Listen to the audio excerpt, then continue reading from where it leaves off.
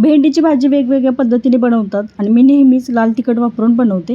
गावाकडे आले आणि जाऊबाईंच्या पद्धतीने खरड्यातली आज भेंडीची भाजी बनवायची चालू आहे बघा.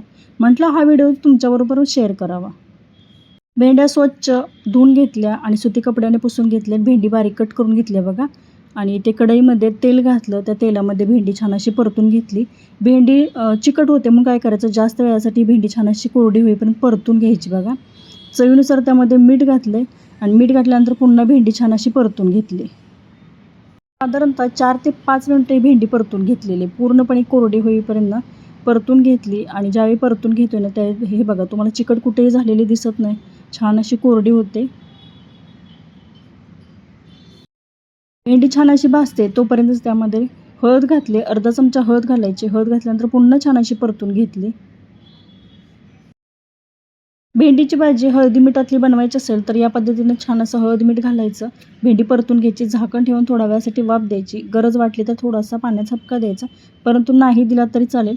आज खरड्यातली भेंडीची भाजी बनवते म्हणून इथे आता खरडा घातलेला आहे बघा. म्हणजेच हिरव्या मिरचीचा ठेचा, आणि मिरच्या जास्त तिखट नव्हत्या त्यामुळे ते जास्त वापरलेलं आहे. मिरच्या जर तिखट असतील तर कमी वापरा.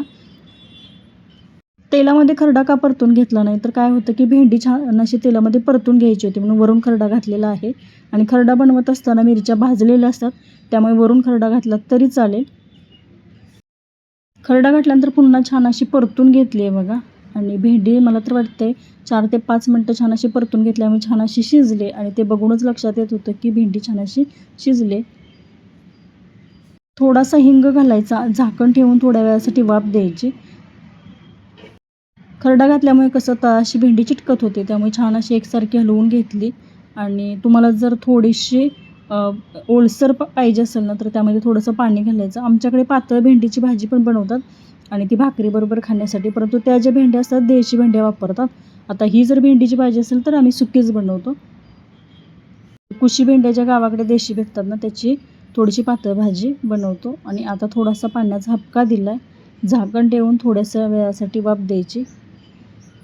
2 मिनटं शिजू दिली आणि झाकण काढायचं, पुन्हा परतून घ्यायची. कोरडी होईपर्यंत भाजी छान आहे ना ती भेंडीची भाजी परतून घ्यायची. मैत्रिणींनो, भेंडी पटकन शिजते, तसं काही जास्त वेळ लागत नाही. सकाळच्या घाई गडबडीत मुलांच्या डब्यासाठी पटकन होणारी ही प्रत्येकाच्या आवडीची भाजी आहे. नेहमी लाल तिखट घालून जी बनवते ना भेंडीची भाजी, त्याचा व्हिडिओ अपलोड केलेला आहे. मैत्रिणींनो, गावाकडच्या पद्धतीने ही खरड्यातली भेंडी हा व्हिडिओ कसा वाटला मला कमेंट करून नक्की सांगा. आणि ही जी भेंडीची भाजी बनवण्याची पद्धत जाऊबाईंची आहे, खरं सांगा चवीला जबरदस्त लागते. थोडीशी वेगळ्या पद्धतीने बनवले, तुम्ही या पद्धतीने नक्की बनवा आणि बनवल्यानंतर मला कमेंट करून नक्की सांगा की भेंडीची भाजी कशी झाली. व्हिडिओ कसा वाटला तेही कमेंट करून नक्की सांगा. चॅनलवरती जर नवीन असाल तर किचन क्वीन रेसिपीज या चॅनलला नक्की सबस्क्राईब करा.